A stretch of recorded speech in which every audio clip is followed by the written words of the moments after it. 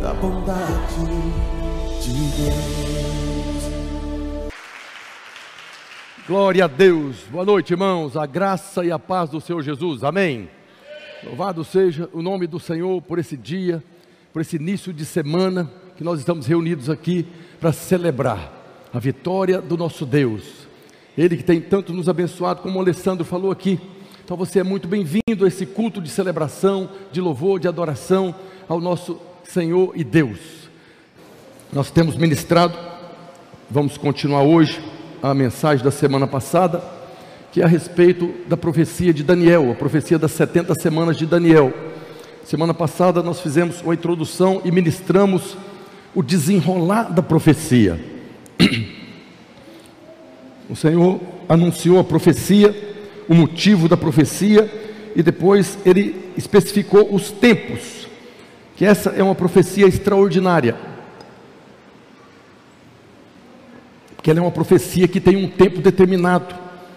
Não tem muitas profecias, na verdade apenas essa profecia que nós conhecemos, que Deus marcou um tempo para que os eventos fossem acontecer. E tudo começou, como nós ministramos na semana passada, a partir da saída da ordem, né, do rei lá do Império Medo-Persa para a reconstrução de Jerusalém, reconstrução do templo de Deus que estava lá em Jerusalém. Ali deu o start, a partida para começar esse tempo, essa contagem. Eu queria ler novamente com vocês essa parte da profecia que está lá no livro do profeta Daniel, capítulo 9, a partir do verso 24. Está escrito: 70 semanas estão determinadas sobre o teu povo e sobre a tua santa cidade, para fazer cessar a transgressão, para dar fim aos pecados, para expiar a iniquidade, para trazer a justiça eterna, para selar a visão e a profecia, e para ungir o santo dos santos. Aqui é o objetivo da profecia. O cumprimento final da profecia vai ser a respeito desses 6 pontos que está tratado aqui. Mas depois Deus continua falando através do anjo para Daniel: sabe e entende, que é aquilo que nós ministramos na semana passada. Desde a saída da ordem para restaurar e para edificar Jerusalém, até ao ungido, ao Messias, ao príncipe, 7 semanas e 62 semanas. As praças e as circunvalações se reedificarão, mas em tempos angustiosos. Depois das 62 semanas será morto o ungido, e já não estará. E o povo de um príncipe que há de vir destruirá a cidade e o santuário, e o seu fim será num dilúvio, e até o fim haverá guerra, desolações são determinadas. Então na semana passada nós falamos a respeito desse tempo, na profecia. Depois que ele menciona o objetivo, aquilo que vai se cumprir no final da profecia, ele fala: sabe e entende. É dessa maneira que vão acontecer todos os fatos e eventos para que se cumpra essa primeira parte. Então ele começa falando que tem 7 semanas. Essas 7 semanas era o tempo, são semanas de anos, né? Cada semana corresponde a 7 anos. Então nessas primeiras 7 semanas, que são 49 anos, seria o tempo para a reconstrução de Jerusalém, a reconstrução do templo. E depois ele menciona que haverá 62 semanas até o ungido, até o Messias. A palavra ungido aqui no original é Mashiach. Então aqui estava estabelecido um tempo para que os hebreus, os judeus, pudessem calcular mais ou menos o tempo da vinda do Senhor. Eles tinham condições, como os historiadores têm aí, de calcular o tempo da vinda do ungido, do Senhor Jesus, que viria agora para fazer com que se cumprisse essa profecia. Ele fala que nessa reconstrução aconteceria em tempos angustiosos, mas quando o ungido se manifestasse, quando o príncipe viria e destruiria o santuário, nesse tempo o povo foi espalhado por todas as nações do mundo. Os judeus foram espalhados, e por quase 2000 anos eles permaneceram fora da cidade.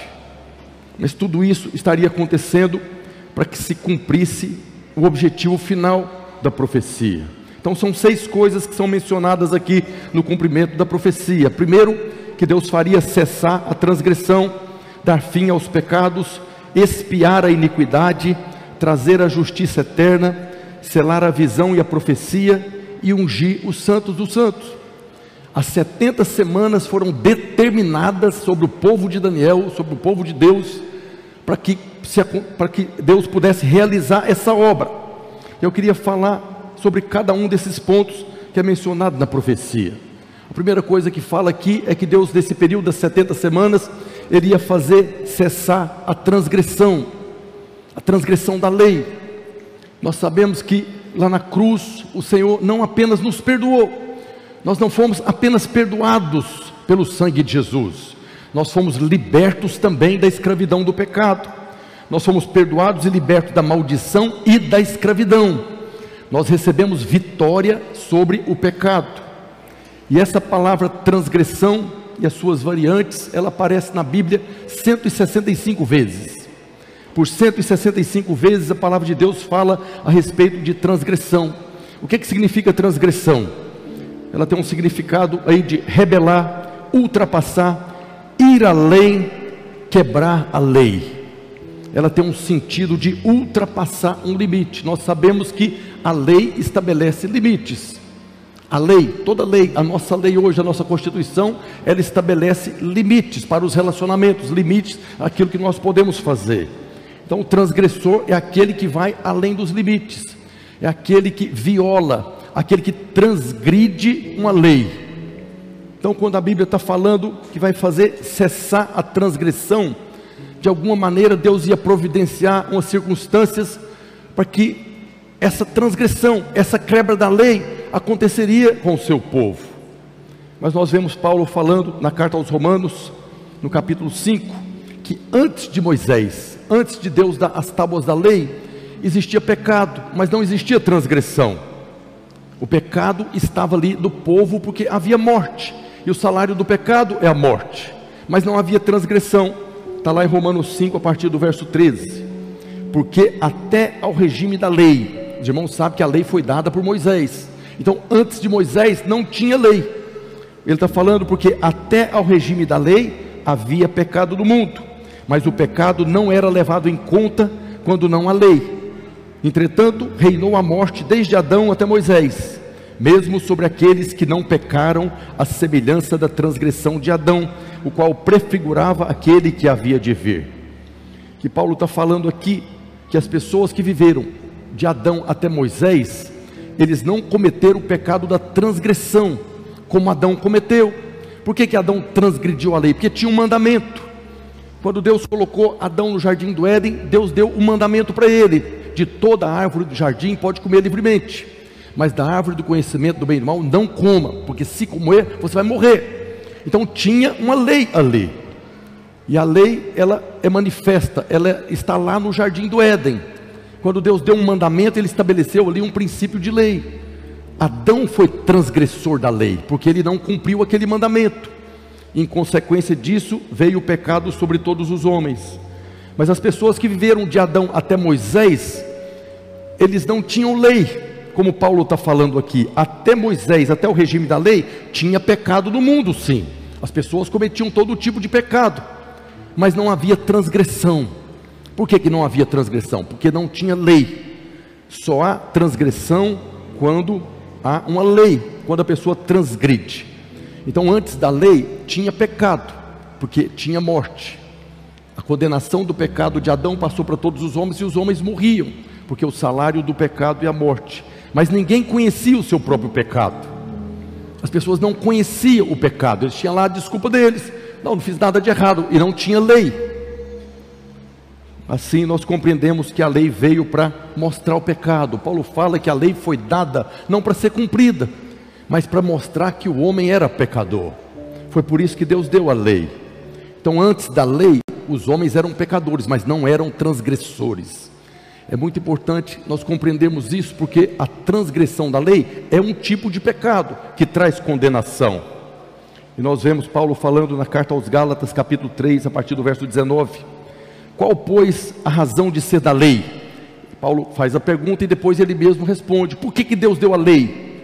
Foi adicionada por causa das transgressões, até que viesse o descendente a quem se fez a promessa, e foi promulgada por meio de anjos, pela mão de um mediador, que era Moisés.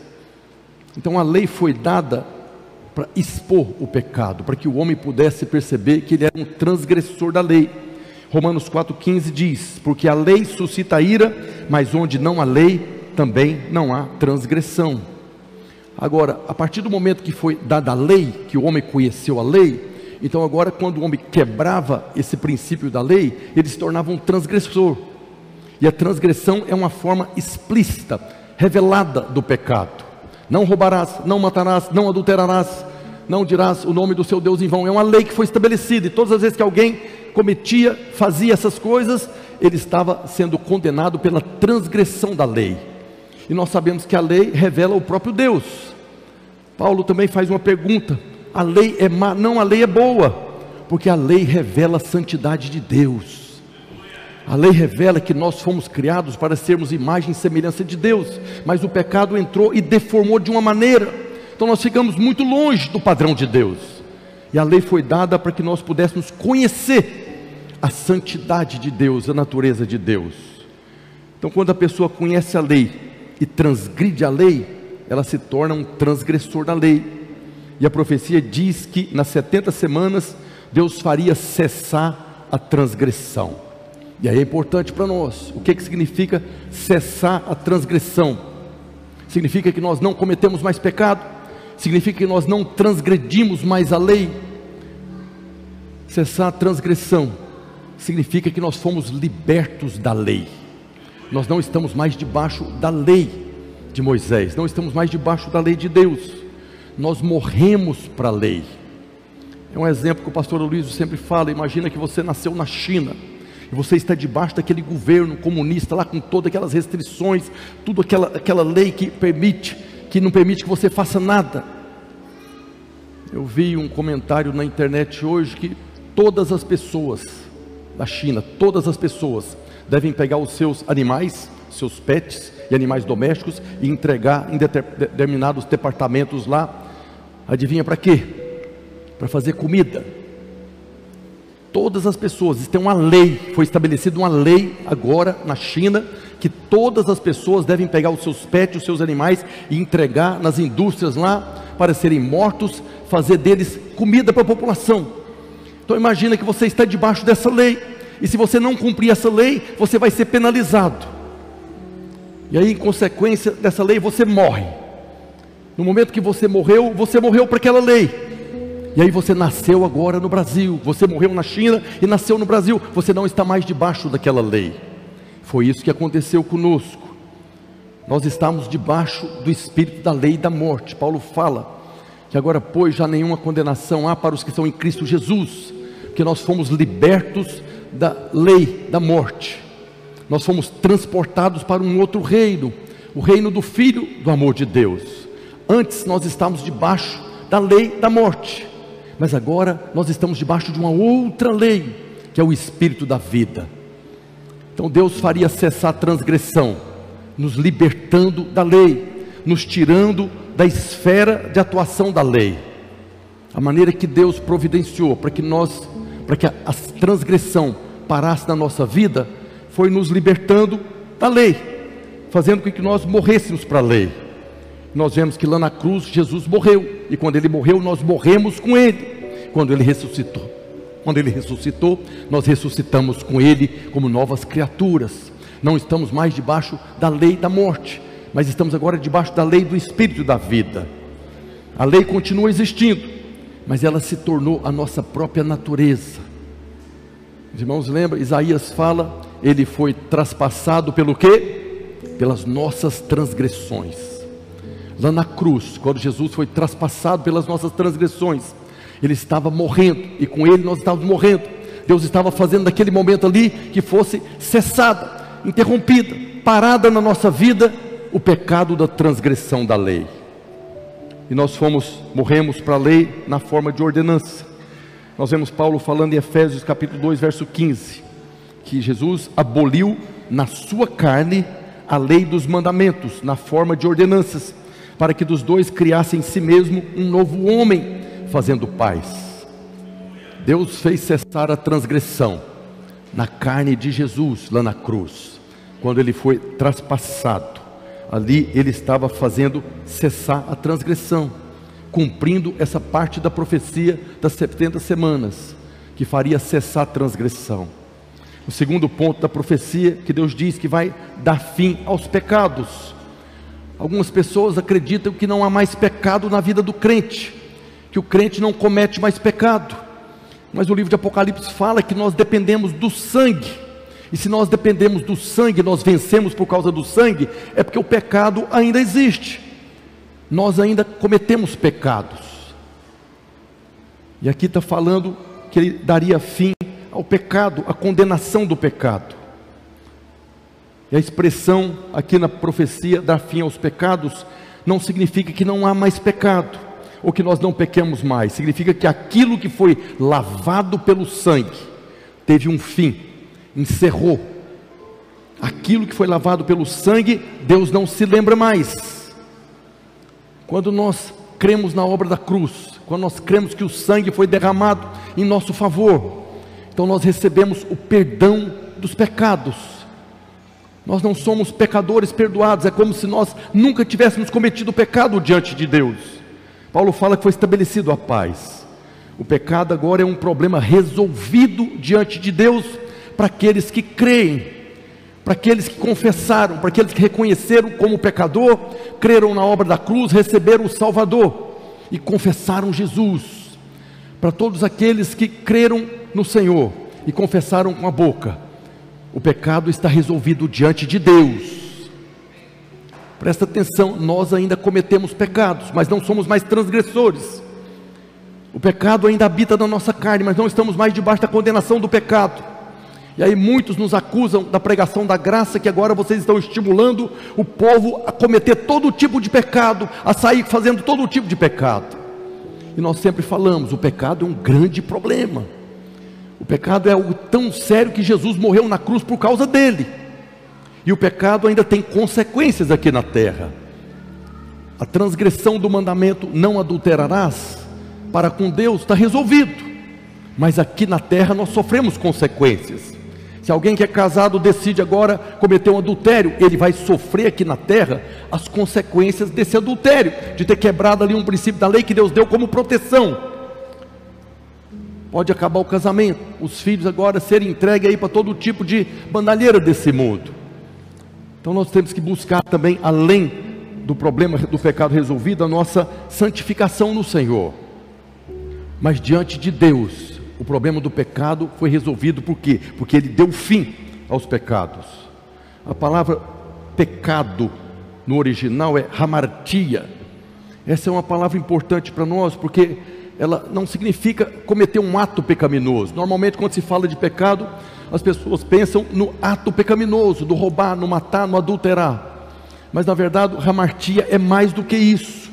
É mais profundo do que a transgressão. Mesmo quando não há transgressão, mesmo quando você não quebra um mandamento, ainda há pecado. Porque hamartia é não alcançar o alvo, é errar o alvo, é ficar aquém do padrão de Deus. Então tudo aquilo que nós não alcançamos o padrão de Deus, é pecado, é hamartia. Então você não é um pecador apenas porque você quebra mandamentos da lei.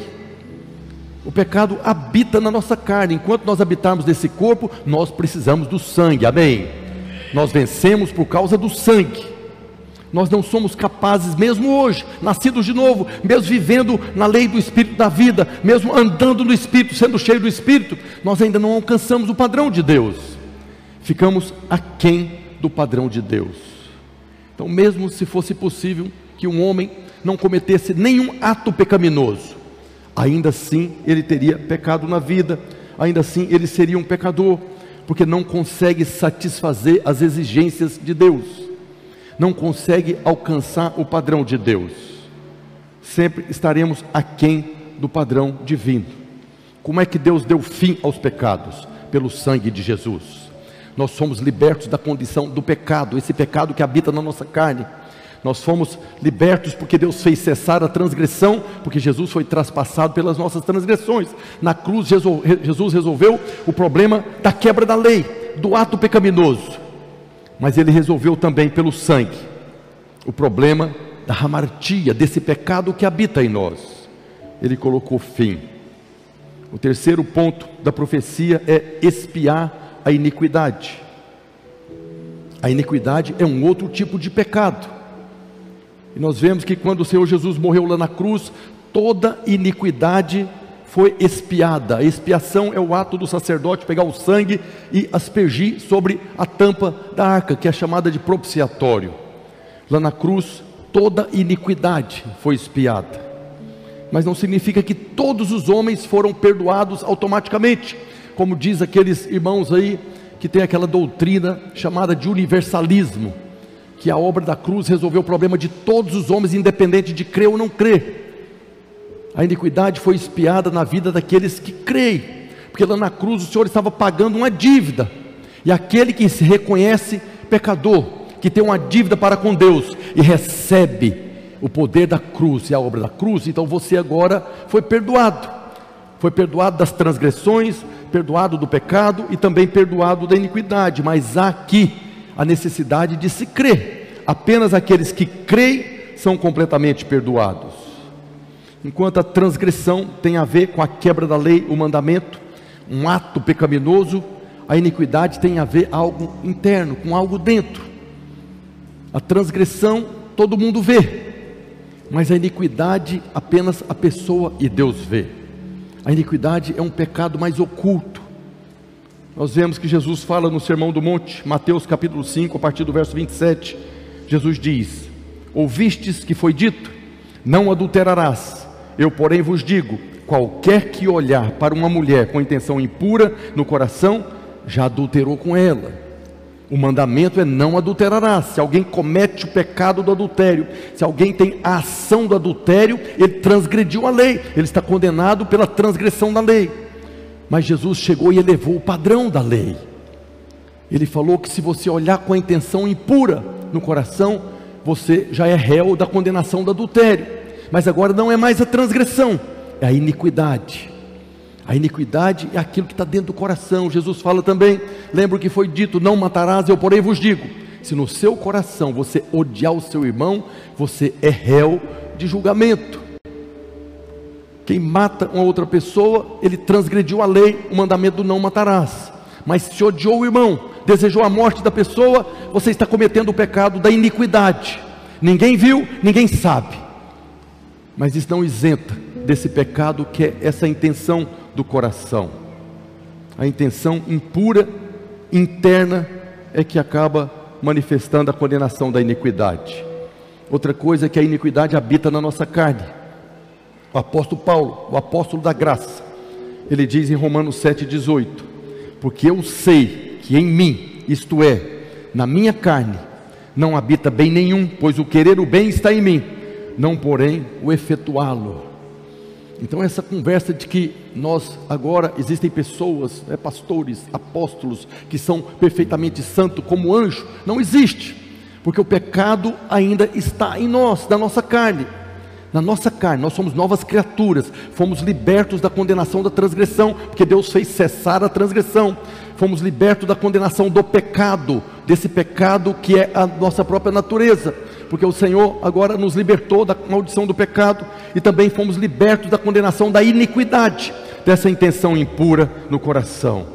Mesmo não havendo transgressão da lei, nós estamos sujeitos às obras da carne, porque a iniquidade habita na nossa carne. Paulo fala das obras da carne, lá em Gálatas 5, a partir do verso 19, ele diz que, ora, as obras da carne são conhecidas e são prostituição, impureza, lascívia, idolatria, feitiçaria e mais um monte de coisa que ele fala lá. E a lista é tão grande que ele fala em outras coisas semelhantes a essa. Tudo isso habita na nossa carne, por isso nós devemos andar no Espírito. Se nós vivemos no Espírito, devemos andar no Espírito, para podermos permanecer sem cometer o ato. Mas o que a profecia fala é que nessas 70 semanas Deus iria expiar a iniquidade. A palavra expiar lá no hebraico é kafar, que normalmente é traduzida por expiar e fazer a reconciliação. Então quando Deus diz que vai expiar a iniquidade, Ele está falando que de alguma maneira vai cobrir o pecado da iniquidade. O pecado da iniquidade, ele foi coberto com o sangue exigido pela justiça de Deus, e fez a reconciliação do pecador com Deus. O povo judeu tem lá no calendário deles, o evento mais importante é o que eles chamam de Yom Kippur. Yom Kippur é literalmente o dia da expiação, o dia de cobrir o pecado. Isso acontecia no Velho Testamento. Uma vez por ano, o sumo sacerdote entrava na presença de Deus, no Santo dos Santos, levando o sangue de animais. Aquele sangue cobria o pecado. Era o dia da expiação, o Yom Kippur. E essa palavra Kippur vem do verbo kafar, que significa cobrir. Naquele dia, todos os pecados de toda a congregação eram ajuntados e eram expiados pelo sangue de touros, de bodes, de bezerros, lá no Santo dos Santos. Isso está escrito lá, foi determinado pela lei, Levítico 16, a partir do verso 16.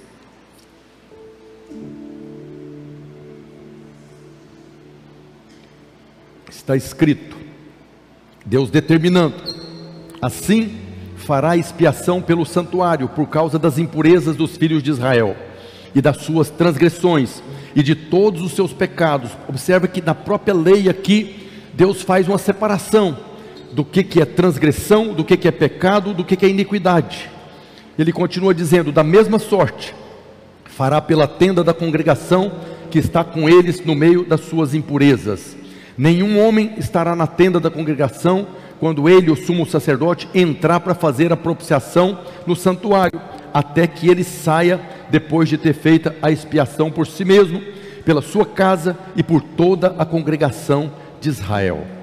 Esse texto fala que o sumo sacerdote, o homem que tinha a maior autoridade espiritual ali no tabernáculo, depois do templo, a primeira expiação que ele tinha que fazer era por ele mesmo. Ele não tinha santidade suficiente para entrar na presença de Deus. Ele precisava do sangue para cobrir a sua iniquidade, cobrir o seu pecado, para que pudesse entrar na presença. Então não existe essa condição de que há homens santos hoje na terra que não dependa do sangue. Todos nós só podemos entrar na presença de Deus por causa do sangue. Não há nenhum homem sequer que se justifica pelas suas próprias ações. Levítico 16:30 diz: porque naquele dia se fará expiação por vós, para purificar-vos, e sereis purificados de todos os vossos pecados perante o Senhor. Nesse dia da expiação, no Yom Kippur, eles levavam 2 bodes, apresentavam na presença de Deus. Um daqueles bodes era morto, pegava o sangue dele para aspergir sobre a arca da aliança, a tampa do propiciatório. E o outro bode era solto no deserto, representando que aquele bode, quando estava indo para o deserto, estava levando a iniquidade de todo o povo. Então tudo isso estava apontando para aquilo que viria a acontecer depois no descendente. Nesse dia, o sumo sacerdote entrava sozinho no Santo dos Santos. E esse ato do sumo sacerdote entrar na presença de Deus estava apontando para nós. É um símbolo, é uma sombra daquilo que aconteceria quando Jesus fosse feito sumo sacerdote, para entrar no Santo do Santo celestial e de uma vez por todas fazer a remissão de todos os pecados, tendo obtido a eterna redenção. Isso está escrito lá em Hebreus 9:12. Que Jesus, não por meio de sangue de bodes e de bezerros, mas pelo seu próprio sangue, entrou no Santo dos Santos, uma vez por todas, tendo obtido eterna redenção.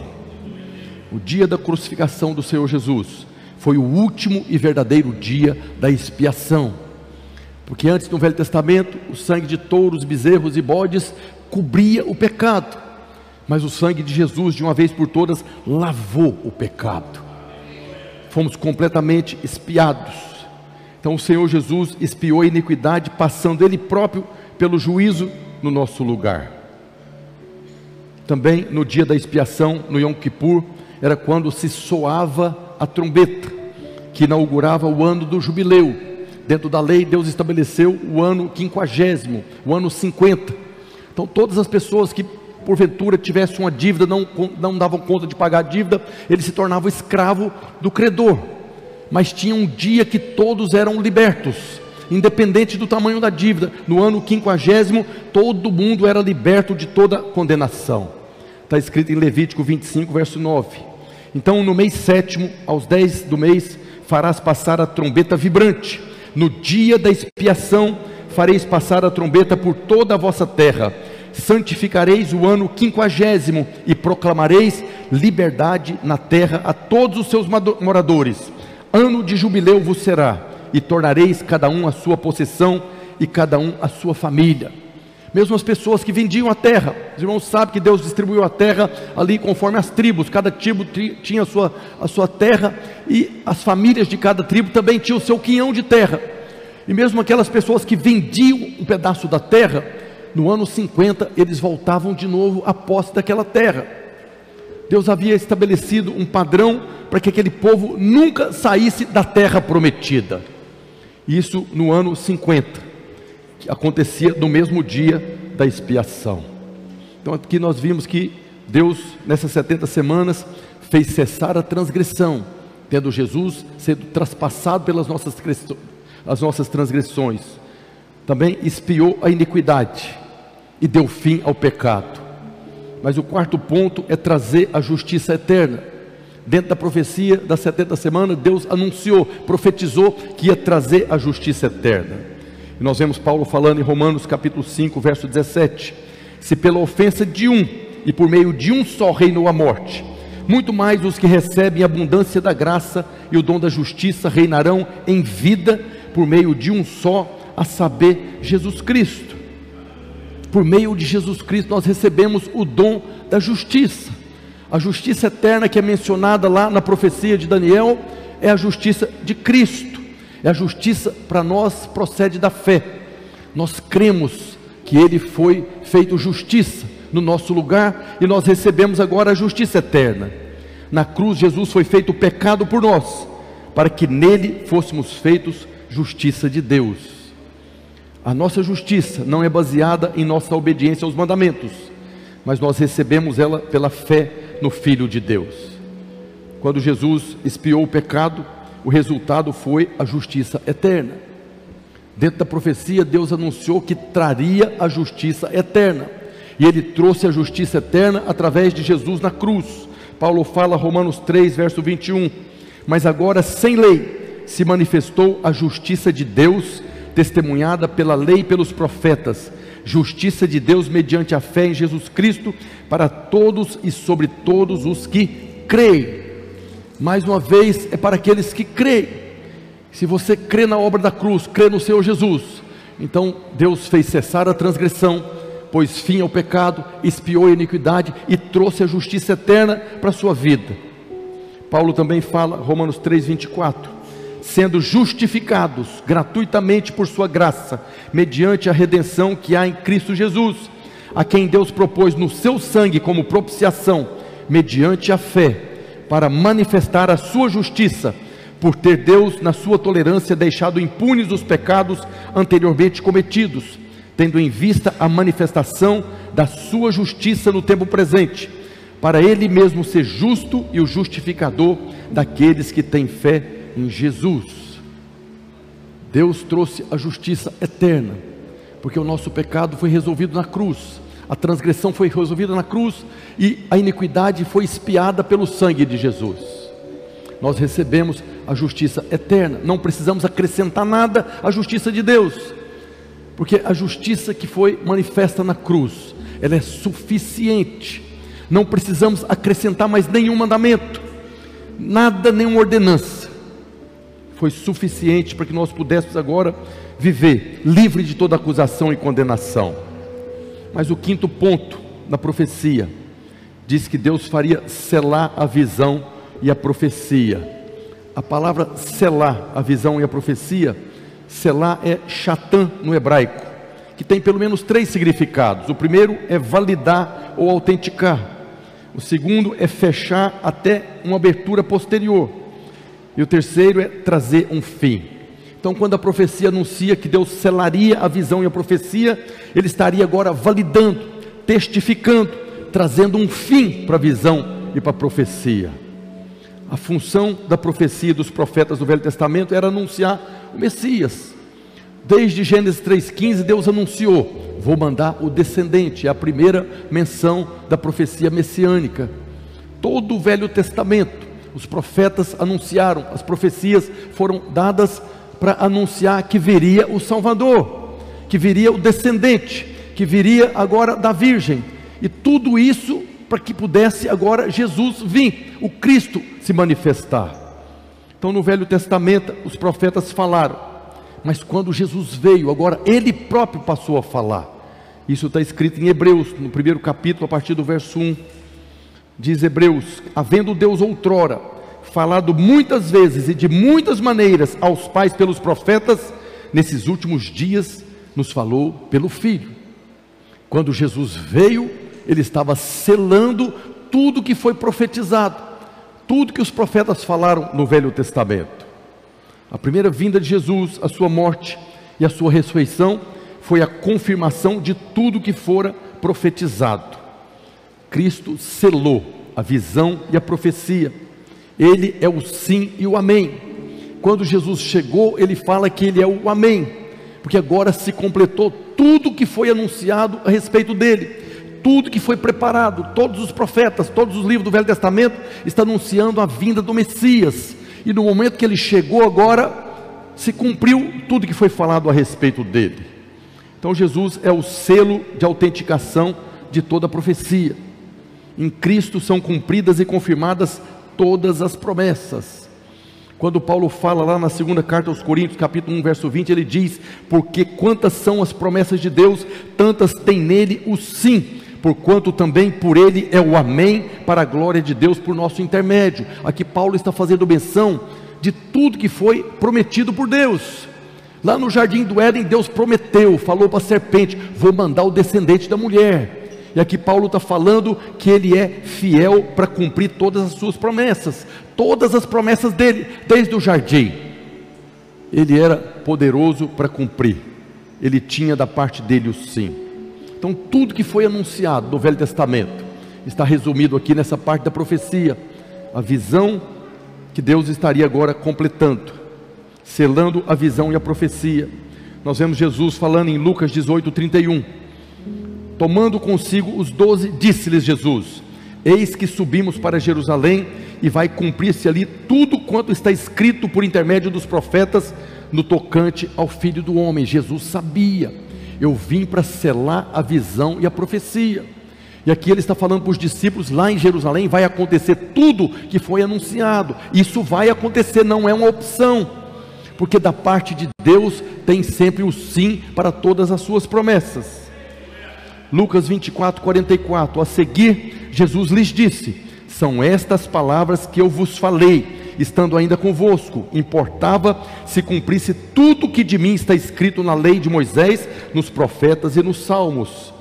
Nesse momento Jesus já tinha ressuscitado, morreu, ressuscitou, e agora Ele está falando para os discípulos: era necessário que isso acontecesse, porque foi profetizado. Deus deu uma visão da redenção, da salvação. E agora eu vim como selo para autenticar, para confirmar tudo aquilo que foi profetizado. Depois Atos 3,18 diz: mas Deus assim cumpriu o que dantes anunciara por boca de todos os profetas, que o seu Cristo havia de padecer. Então, dentro da profecia das 70 semanas, Deus anunciou que Ele estaria selando a visão e a profecia.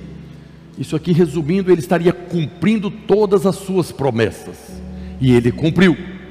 E o último tópico da profecia é ungir o Santo dos Santos. O Santo dos Santos, irmãos, sabe que era uma parte do tabernáculo depois do templo. Quando Deus estabeleceu ali, deu o padrão do tabernáculo e depois do templo, tinha 3 partes: tinha um átrio, tinha um lugar santo e o Santo dos Santos. O átrio é a parte mais externa, onde estava o altar do sacrifício. O lugar santo é onde estava ali agora a bacia, a mesa dos pães, o candelabro. E o Santo dos Santos era onde estava a arca, que representava a presença de Deus. E essa parte do tabernáculo, essas 3 partes, aponta para a nossa formação tríplice. Nós sabemos que o homem tem um espírito, uma alma e um corpo. O homem é espírito, alma e corpo, e cada uma dessas partes é representada pelo tabernáculo, e pelo Moisés, e pelo o templo. Então o corpo aponta para o átrio aponta para o corpo, que é a parte mais externa. Depois a nossa alma aponta para o lugar santo, e o nosso espírito, que é o lugar da habitação de Deus, aponta para o Santo dos Santos. O Santo dos Santos hoje, na vida dos remidos, corresponde ao espírito do homem recriado.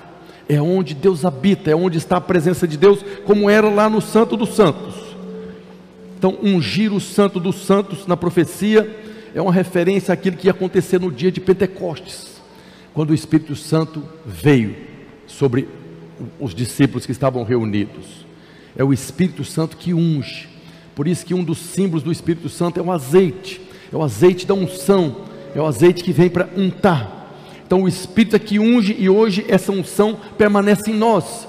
No dia que você nasceu de novo, creu com o coração, confessou com a boca, recebeu o Espírito de Deus, ele agora permanece em você, a unção permanece, a unção não sai, diferente do Velho Testamento. A unção vinha sobre o profeta, Deus falava com ele e depois saía a unção, ele não tinha presença permanente. Nós temos, por quê? Porque Deus ungiu o Santo dos Santos. Esse Santo dos Santos aponta para o nosso espírito recriado. Nós fomos revestidos e cheios do Espírito Santo como vida e poder. Ungir o Santo dos Santos significa que agora nos tornamos habitação do Espírito. Nós já recebemos o Espírito, nós já temos o azeite da unção. A unção permanece. João fala que a unção permanece, não sai mais. Então, uma vez que Cristo morreu, ressuscitou e foi glorificado, o Espírito nos foi dado e fez de nós habitação. Diga glória a Deus.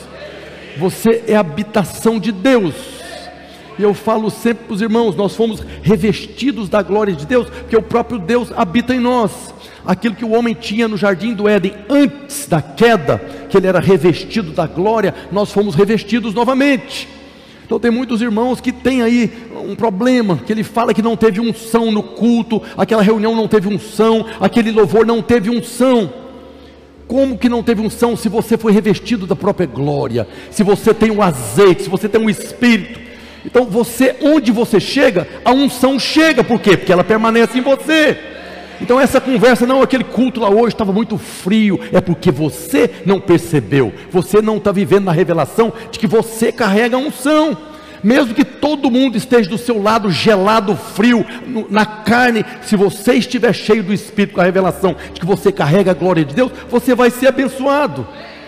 Falei hoje de manhã, mesmo que isso aqui fosse Laodiceia, Jesus está do lado de fora, eis que estou à porta e bato, se alguém abrir a porta, eu vou entrar e vou sair. Ninguém está invocando, se você invocar, ele vai entrar, e você vai perceber a unção. Não precisa do pastor, não precisa da banda, você está revestido dessa glória, você tem a unção. Nós precisamos avançar, precisamos amadurecer. Quando você chega, Deus chega, a sua casa está cheia da glória de Deus. Por quê? Porque você está lá, você foi revestido da glória. No seu trabalho tem glória de Deus, aqui no prédio tem glória de Deus. O que acontece é que as pessoas param de perceber, porque fica esperando dos outros. Muitos irmãos, estou falando que isso é uma questão de maturidade. Não, eu vou lá naquele pastor lá, porque aquele pastor lá tem um fogo, aquele pastor tem unção. Mas tem gente que vai lá e não percebe nada, porque a comunicação, ela passa por alguém liberar e o outro receber. Quem está frio não recebe, e aí fica colocando a culpa nos outros. Então toda reunião de célula, todo culto, toda reunião discipular que você for, vai com essa convicção: quando eu chegar, a unção chegou. Quando eu abrir a boca, Deus vai falar. Não vai ter nada de errado, porque Deus vai manifestar, porque eu estou lá, eu estou levando a presença. Então não fique esperando as coisas acontecer, seja você um agente da manifestação dessa unção. Mesmo que você está vendo que demônios, né? Tem irmão que gosta de falar que lá no altar estava cheio de demônio. Você entrou aqui, Deus entrou, manda esses demônios sair e flua na unção, no poder de Deus.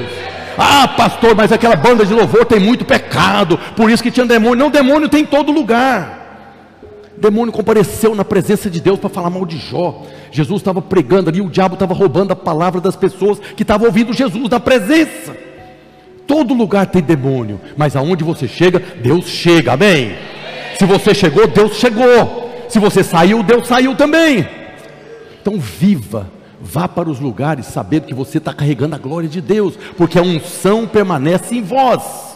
A unção está em vós e permanece em vós, não sai. Ah, mas teve um pecado que eu cometi, pastor. Não sai, a unção permanece em vós. O Espírito está aí como selo, está aí como garantia. Nem o seu pecado pode separar você dessa unção. Você é perdoado da transgressão, porque Jesus foi traspassado pela sua transgressão. Você foi liberto da condenação do pecado, porque Jesus se fez pecado no seu lugar. Você foi totalmente liberto do pecado da iniquidade, porque Jesus resolveu de uma vez por todas com o seu sangue, que foi aspergido e lavou toda a iniquidade. Deus trouxe justiça eterna para a sua vida, eterna, não é uma justiça condicional. Se por acaso você andar no Espírito, orar todo dia, ler a Bíblia, então não, a justiça eterna, independente das suas ações. Quando Deus estabeleceu a obra dele, lá no Jardim do Éden, a partir da queda, Ele não considerou você, não nos considerou. Ele fez uma matemática ali, onde Ele resolveu tudo. Você entrou agora pela fé e recebe tudo de graça pela graça. Não dependeu das suas atitudes para você se tornar pecador, sim ou não?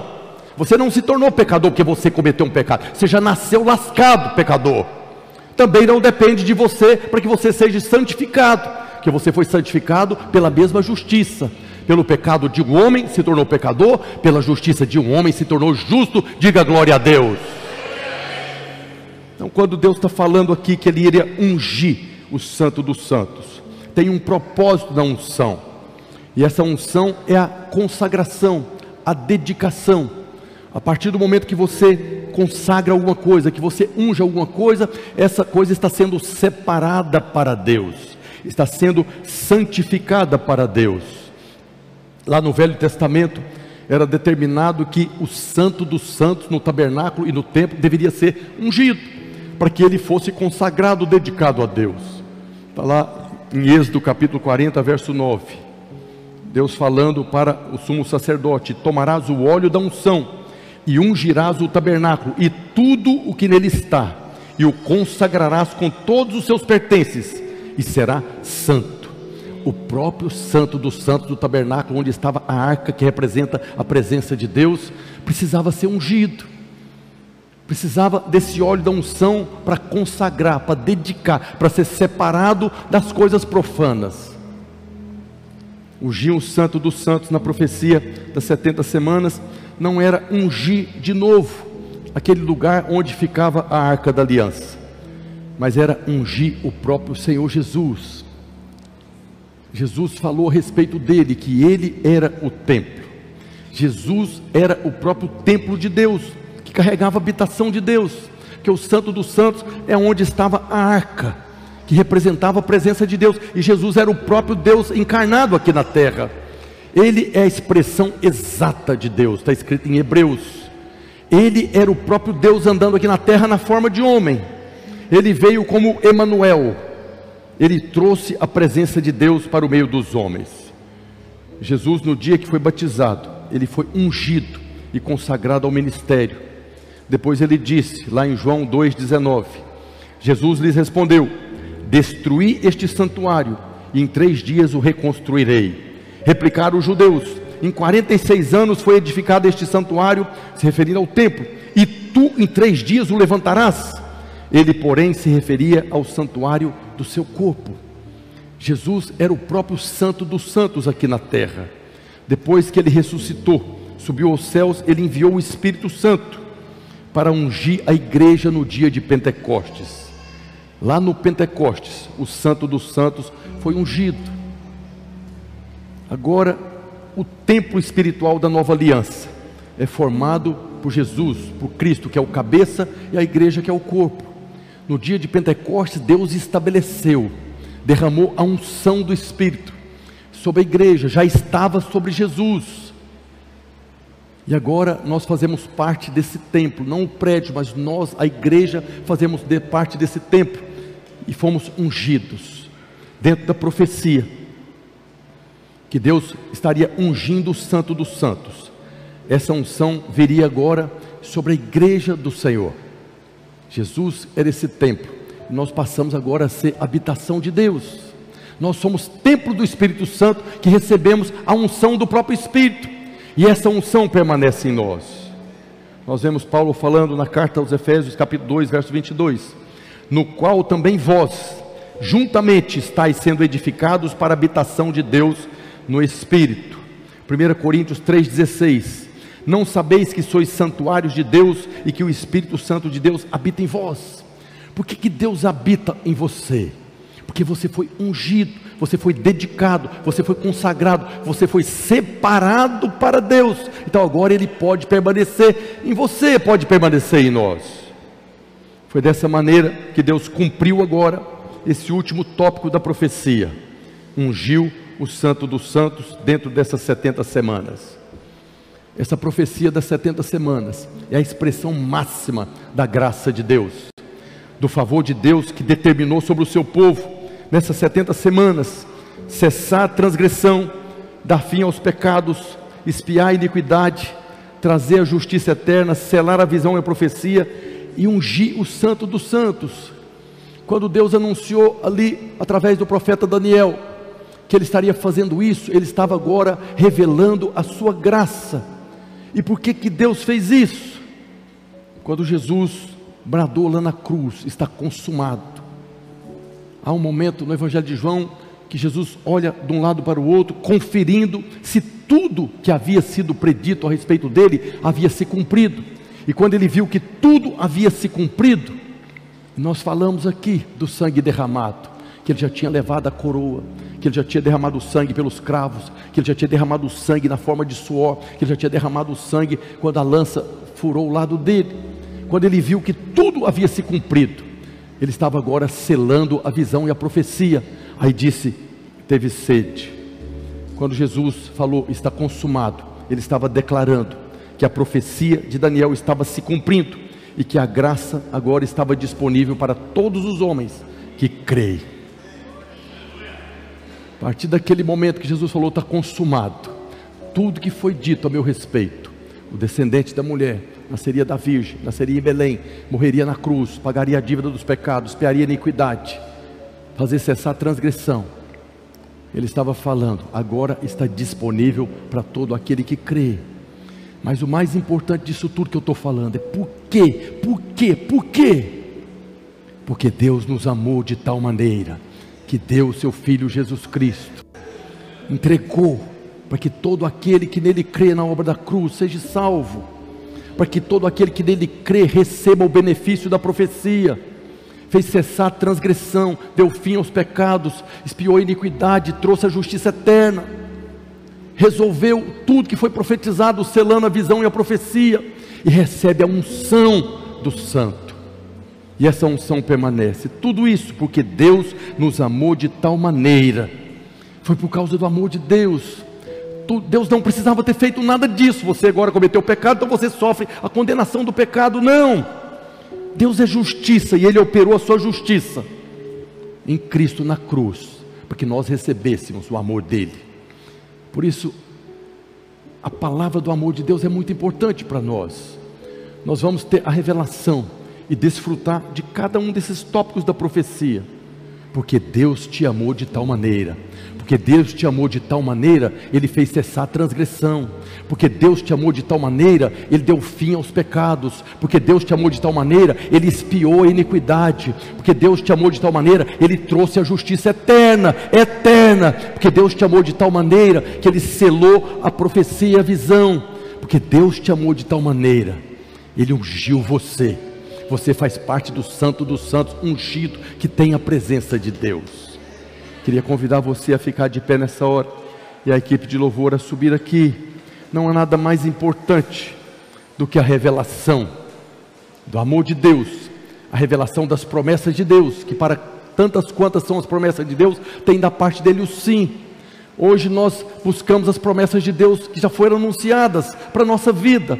A promessa da prosperidade, a promessa da cura, a promessa da vida em abundância, tudo isso foi profetizado, e tudo isso tem da parte dele o sim. Por quê? Porque ele já cumpriu, já selou a visão e a profecia. Tudo que está anunciado no Velho Testamento foi selado. Então, se você tem algum versículo que fala de algo que você está necessitando hoje, você precisa tomar posse disso, porque já foi selado, já foi cumprido. Eu queria que você fechasse os olhos agora e orasse ao Deus e Pai de nosso Senhor Jesus Cristo, para que você tenha revelação da obra da cruz. Foi lá na cruz que Deus fez cessar a transgressão, foi lá na cruz que Deus deu fim aos pecados, foi lá na cruz que Deus expiou a iniquidade pelo sangue, foi lá na cruz que Deus consumou a obra, Foi lá na cruz que Ele selou a visão e a profecia. Foi lá na cruz que Ele trouxe a justiça eterna. E foi lá na cruz que Ele liberou o Espírito para que nós fôssemos ungidos. Ore agora ao Senhor, clame por revelação. Pai, no nome de Jesus, nós oramos nessa hora, para que nós possamos como igreja, ó Deus, ter a revelação do poder da cruz e da obra da cruz, onde o Senhor provou o seu próprio amor para conosco. Nós oramos hoje, clamamos ao Senhor, Deus e Pai de nosso Senhor Jesus Cristo, por espírito de revelação, sabedoria, iluminar os olhos do nosso coração, para compreendermos as verdades da Tua palavra. Ache em nós um coração sedento, ache em nós um coração faminto, para ter a revelação do amor do Senhor, porque o Senhor nos amou de tal maneira, que lá na cruz o Senhor fez cessar a transgressão, porque o Senhor nos amou de tal maneira, lá na cruz o Senhor deu fim aos pecados, foi porque o Senhor nos amou de tal maneira, que lá na cruz, pelo sangue o Senhor expiou a iniquidade, foi lá na cruz, ó Deus, que o Senhor selou a visão e a profecia, e foi lá na cruz, ó Deus, que o Senhor trouxe a justiça eterna, e nós fomos feitos justiça de Deus em Cristo, mas mais do que isso, porque o Senhor nos amou de tal maneira, nós fomos ungidos com o Espírito da verdade, nós fomos ungidos, e essa unção permanece em nós. Ache em nós esse coração, ó Deus, que tem olhos abertos, ouvidos abertos, para compreender a verdade da Tua palavra. Essa é a nossa oração hoje, em nome de Jesus.